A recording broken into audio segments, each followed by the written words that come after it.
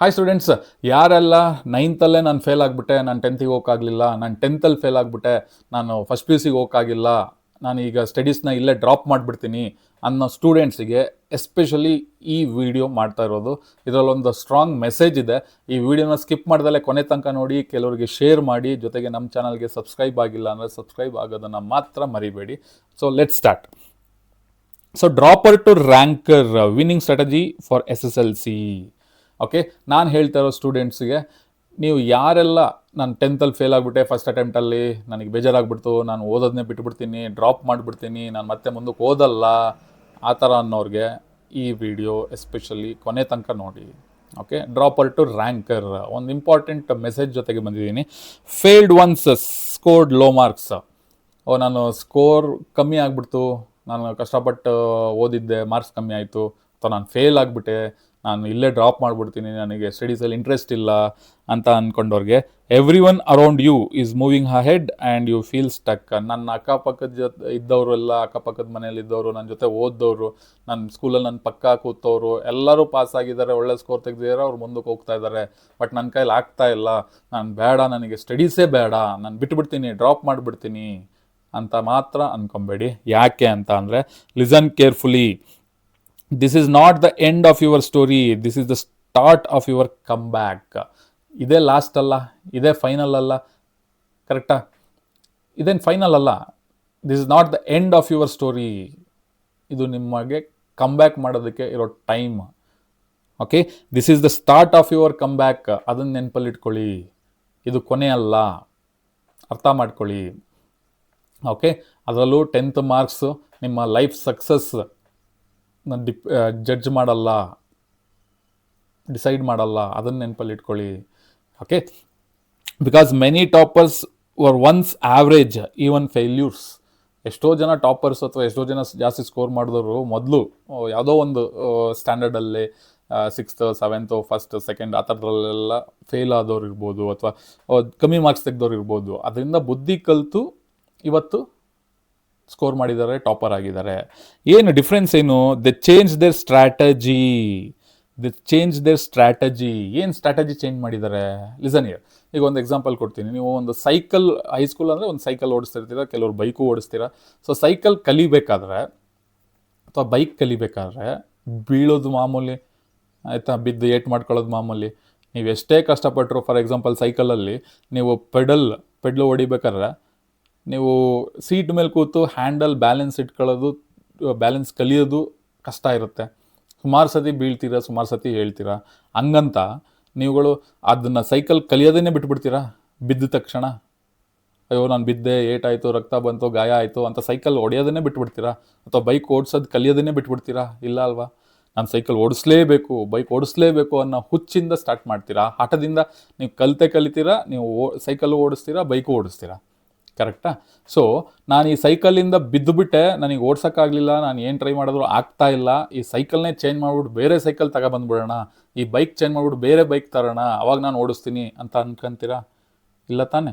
ಇದೇ ಸೈಕಲಲ್ಲಿ, ಇದೇ ಬೈಕಲ್ಲಿ ನೀವು ಕಷ್ಟಪಟ್ಟು ಕಲಿತೀರಾ, ಒಂದು ಪಾಯಿಂಟು. ಇನ್ನೊಂದು, ನೀವು ಒಂದು ಸತಿ ಬಿದ್ದಾಗ ಏನು ತಪ್ಪಾಗಿರುತ್ತೆ ಆ ತಪ್ಪನ್ನು ಮಾಡ್ದಲೇ ಇನ್ನೊಂದು ಸತಿ ಇನ್ನೊಂದು ಥರ ಟ್ರೈ ಮಾಡ್ತೀರಾ, ಸೈಕಲ್ ಓಡಿಸೋದು ಕಲಿಯುವಾಗ ಅಥವಾ ಬೈಕ್ ಓಡಿಸೋದು ಕಲಿಯುವಾಗ. ಕರೆಕ್ಟಾ?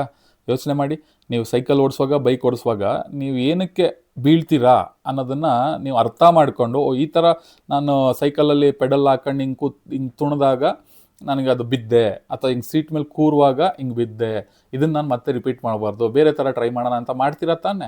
ಅದೇ ಥರ ಈ ಓದೋದ್ರಲ್ಲೂ ನೀವು ಫಾಲೋ ಮಾಡ್ಕೊಬೇಕು. ಬೇರೆ ಸ್ಟ್ರಾಟಜಿ. ನೀವು ಬಿದ್ರಿ ಅಂತ ಸೈಕಲ್ಲು ಬೈಕ್ನ ಚೇಂಜ್ ಮಾಡಿದ್ರೆ ಯೂಸ್ ಇಲ್ಲ. ಸೊ ಅದೇ ಸೈಕಲಲ್ಲಿ, ಅದೇ ಬೈಕಲ್ಲಿ ನೀವು ಕಲಿಯೋಕ್ಕೆ ಮಾಡ್ತಾ ಇರೋ ಪ್ರಯತ್ನದ ಬದಲಾವಣೆ, ಮೆಥಡ್ನ ಚೇಂಜ್ ಮಾಡ್ಕೊಂಡಾಗ ಮಾತ್ರ ನೀವು ಸೈಕಲ್ಲು ಬೈಕ್ನ ಓಡಿಸೋಕೆ ಸ್ಟಾರ್ಟ್ ಆಗೋದು. ಕರೆಕ್ಟಾ?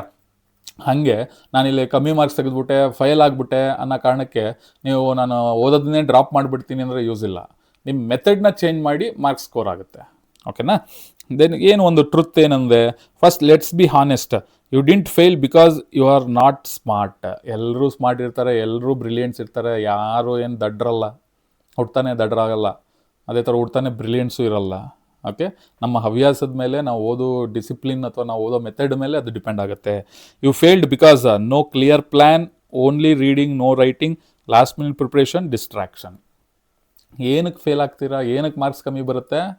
ನಿಮಗೆ ಪ್ರಾಪರ್ ಪ್ಲ್ಯಾನ್ ಮಾಡ್ಕೊಂಡಿರಲ್ಲ ಓದೋದಕ್ಕೆ, ಜೊತೆಗೆ ಒಂದು ಬರೀ ಓದೋದು ಬರೆದ ಅಭ್ಯಾಸ ಇರಲ್ಲ, ಜೊತೆಗೆ ಲಾಸ್ಟ್ ಮಿನಿಟ್ ಪ್ರಿಪ್ರೇಷನ್.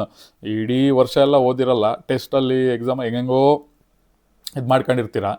ಸೊ ಸ್ಕೂಲಲ್ಲಿ ಕಾಪಿ ಹೊಡೆದಿರ್ತೀರ, ಹೆಂಗೋ ಮಾಡ್ಕೊಂಡಿರ್ತೀರ. ಸೊ ಅದೇ ಥರ ನಾನು ಫೈನಲ್ ಎಕ್ಸಾಮಲ್ಲೂ ಬರಿತೀನಿ ಅಂತ ಅಂದ್ಕೊಂಡಿರ್ತೀರ, ಕಾಪಿ ಹೊಡೆದು. ಅದು ಆಗಲ್ಲ, ಕರೆಕ್ಟಾ? ಲಾಸ್ಟ್ ಮಿನಿಟ್ ಇಡೀ ವರ್ಷ ಓದಿರಲ್ಲ, ಎಕ್ಸಾಮ್ ಹತ್ರ ಬಂದಂಗೆ ನಿಮಗೆ ಪ್ರೆಷರ್ ಜಾಸ್ತಿ ಆಗ್ತಾ ಹೋಗುತ್ತೆ. ಯಾವಾಗ ಓದೋಕೆ ಹೋಗ್ತೀರಾ ಏನು ತಲೆ ಹೋಗಲ್ಲ. Last minute preparation. ಆಮೇಲೆ ಡಿಸ್ಟ್ರಾಕ್ಷನ್. ಓದೋಕೆ ಕೂತಿರ್ತೀರ, ಮೊಬೈಲ್ ಪಕ್ಕದಲ್ಲಿ ಇಟ್ಟಿರ್ತೀರ, ಅದ್ರಲ್ಲಿ ಮೆಸೇಜ್ ಬಂದಿಲ್ಲ ಅಂದರೂ ಮೆಸೇಜ್ ಬಂತು ಅನ್ನೋ ಥರ ಹಿಂಗೆ ತೆಗೆದು ನೋಡ್ತೀರಾ, ಅದು ಒಂದು ಡಿಸ್ಟ್ರಾಕ್ಷನ್. ಅಥವಾ ಓದೋಕೆ ಕೂತಿರ್ತೀರ, ಒಂದು 1 ಅವರ್ ಓದಿದ್ದೀನಿ, ಸ್ವಲ್ಪ ಸಾಂಗ್ ಕೇಳೋಣ ಅಥವಾ ಏನಾದರೂ ಸೋಷಿಯಲ್ ಮೀಡಿಯಾ ನೋಡೋಣ ಅಂತ ಮೊಬೈಲ್ ತಗೊಂತೀರ, ಒಂದು 10 ನಿಮಿಷ ನೋಡೋಣ ಅಂತ, ಅದು ಅರ್ಧ ಗಂಟೆ 1 ಗಂಟೆ ಆಗಿರುತ್ತೆ. ಅದು ಡಿಸ್ಟ್ರಾಕ್ಷನ್ಸ್. ಇದೆಲ್ಲ ಕಾರಣ ನೀವು ಫೇಲ್ ಆಗೋದಕ್ಕೆ ಅಥವಾ ಮಾರ್ಕ್ಸ್ ಕಮ್ಮಿ ಬರೋದಕ್ಕೆ. Then you repeat the same method, you will repeat the same result. ಕರೆಕ್ಟಾ? ನಾನು ಆವಾಗಲೇ ಹೇಳಿದೆ, ನೀವು ಸೈಕಲ್ ಓಡಿಸುವಾಗ ಬಿದ್ದರೆ ಅದೇನು ತಪ್ಪಾಗಿದೆ ಅಂತ ನೀವು ತಿಳ್ಕೊಂಡು ಬೇರೆ ಮೆಥಡಲ್ಲಿ ನೀವು ಸೈಕಲ್ ಓಡ್ಸೋಕ್ಕೆ ಸ್ಟಾರ್ಟ್ ಮಾಡ್ತೀರಾ, ಕರೆಕ್ಟಾ? ಸೊ ಆವಾಗ ನೀವು ಸೈಕಲ್ ಓಡಿಸೋದು ಕಲಿತೀರಾ.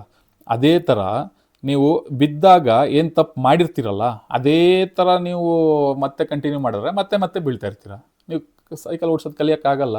ಹಾಗೆ ಈ ಓದೋ ವಿಷಯದಲ್ಲೂ ಕೂಡ ನೀವು ಏನು ತಪ್ಪು ಮಾಡಿರ್ತೀರಲ್ವ, ಅದನ್ನು, ಅಥವಾ ನೀವು ಓದೋದು ತಪ್ಪು, ಈಗ 4 ಪಾಯಿಂಟ್ ಮೆನ್ಷನ್ ಮಾಡಿದ್ದೀನಿ ಏನೇನು ತಪ್ಪಾಗಿದೆ ಅಂತ, ಇದೇ ಮೆಥಡ್ನ ನೀವು ಮತ್ತೆ ಫಾಲೋ ಮಾಡ್ಕೊಂಡು ಹೋದರೆ ಇನ್ನು 10 ಎಕ್ಸಾಮ್ ಕೊಟ್ಟರು ನೀವು ಮತ್ತೆ ಕಮ್ಮಿ ಮಾರ್ಕ್ಸ್ ತೆಗಿತಾ ಇರ್ತೀರಾ ಅಥವಾ ಫೇಲ್ ಆಗ್ತಾ ಇರ್ತೀರಾ. ಸೊ ನಿಮ್ಮ ಮೆಥಡ್ನ ಚೇಂಜ್ ಮಾಡ್ಕೊಬೇಕು. Okay, so step 1 is simple, change the system, not your ಗೋಲ್.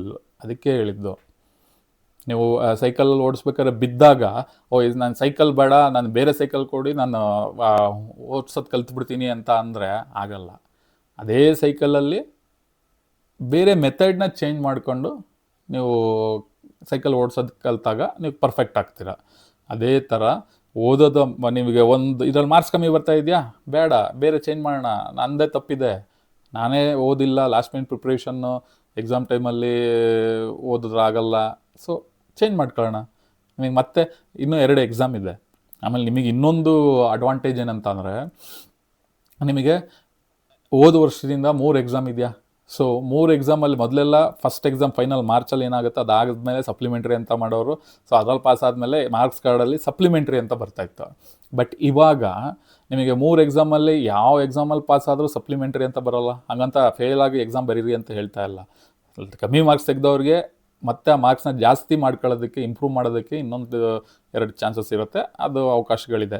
ಜೊತೆಗೆ ಫೇಲ್ ಆದವ್ರಿಗೂ ಇನ್ನೊಂದು ಅವಕಾಶ ಇದೆ, ಇನ್ನು 2 ಅವಕಾಶ ಇರುತ್ತೆ. ಸೊ ಎಕ್ಸಾಮ್ ಬರೆದು ಪಾಸ್ ಆಗ್ಬೋದು. ನಿಮ್ಮ ಮೆಥಡ್ನ ಚೇಂಜ್ ಮಾಡ್ಕೊಳ್ಳಿ. ಅಥವಾ ನೀವು ಇದೇ ಥರ ಮೆಥಡ್ನ ಫಾಲೋ ಮಾಡ್ತಾ ಇದ್ದರೆ ನೀವು ಇನ್ನೂ 2 ಅಲ್ಲ 10 ಎಕ್ಸಾಮ್ ಕೊಟ್ಟರು ಪಾಸ್ ಆಗಲ್ಲ, ಆವಾಗಲೇ ಹೇಳ್ದಂಗೆ. ಓಕೆ, ಮೆಥಡ್ನ ಚೇಂಜ್ ಮಾಡ್ಕೊಳ್ಳಿ, ಗೋಲ್ನ ಅಲ್ಲ, ಗುರಿನ ಚೇಂಜ್ ಮಾಡ್ಕೊಂಬೇಡಿ, ನಿಮ್ಮ ಹವ್ಯಾಸಗಳನ್ನ ಚೇಂಜ್ ಮಾಡ್ಕೊಳ್ಳಿ. ಓಕೆ, ದ ವಿನ್ನಿಂಗ್ ಸ್ಟ್ರಾಟಜಿ ಏನು? ಸ್ಟೆಪ್ 1, ಫೌಂಡೇಶನ್ ಸ್ಟ್ರಾಂಗ್ ಮಾಡ್ಕೊಬೇಕು. Chapter priority system, chapter 1, chapter 2, chapter 3 ಹಂಗೆ ಓದಬೇಕು ಅಂತ ಏನಿಲ್ಲ. ಚಾಪ್ಟರ್ ಪ್ರಿಯಾರಿಟಿ, ಯಾವುದು ಹೈ ವೆಯ್ಟೇಜ್ ಇರುತ್ತೆ, ಬ್ಲೂ ಪ್ರಿಂಟ್ ನೋಡ್ಕೊಳ್ಳಿ, ಯಾವುದು ಲೋ ವೆಯ್ಟೇಜ್ ಇರುತ್ತೆ, ಅದ್ರ ಪ್ರಕಾರ ನೋಡ್ಕೊಂಡು ಹೋಗಿ. ಓಕೆ, ಡೈಲಿ ರೈಟಿಂಗ್ ಪ್ರಾಕ್ಟೀಸು ಬೇಕೇ ಬೇಕು. ಇಡೀ ವರ್ಷ ಸುಮ್ಮನೆ ಓದ್ಕೊಂಡೋಗಿ ಎಕ್ಸಾಮಲ್ಲಿ ಬರೆಯೋಕ್ಕೆ ಬರಲ್ಲ. ಆನ್ಸರ್ ರೈಟಿಂಗ್ ಸ್ಕಿಲ್ ಕೂಡ ಇಂಪಾರ್ಟೆಂಟ್.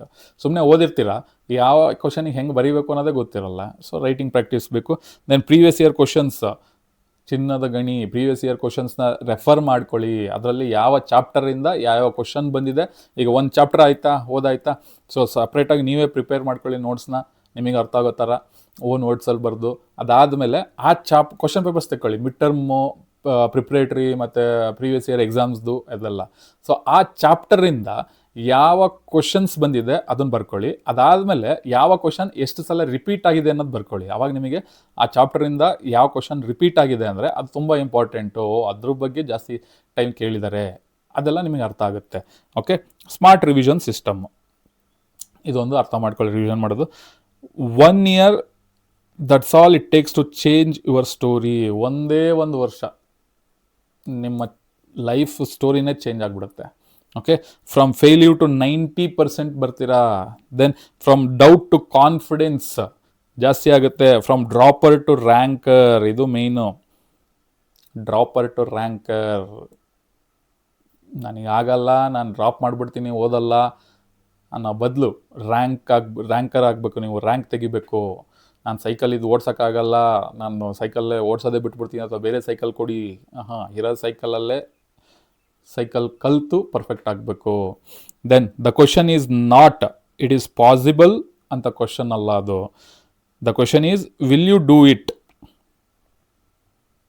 ಇದನ್ನು ನನ್ನ ಕೈಯಲ್ಲಿ ಆಗುತ್ತಾ ಅನ್ನೋದಲ್ಲ, ಇದನ್ನು ನಾನು ಮಾಡೋಕ್ಕಾಗುತ್ತಾ ಅದನ್ನು ನೋಡ್ಕೊಳ್ಳಿ. If you ready for come back, comment ranker. ಈ ವಿಡಿಯೋ ಕೆಳಗಡೆ ಕಮೆಂಟ್ ಮಾಡಿ. If you are ready to come back, ranker ಅಂತ ಕಮೆಂಟ್ ಮಾಡಿ. ಎಷ್ಟು ಜನ ಕಮೆಂಟ್ ಮಾಡ್ತೀರಾ ನೋಡ್ತೀನಿ.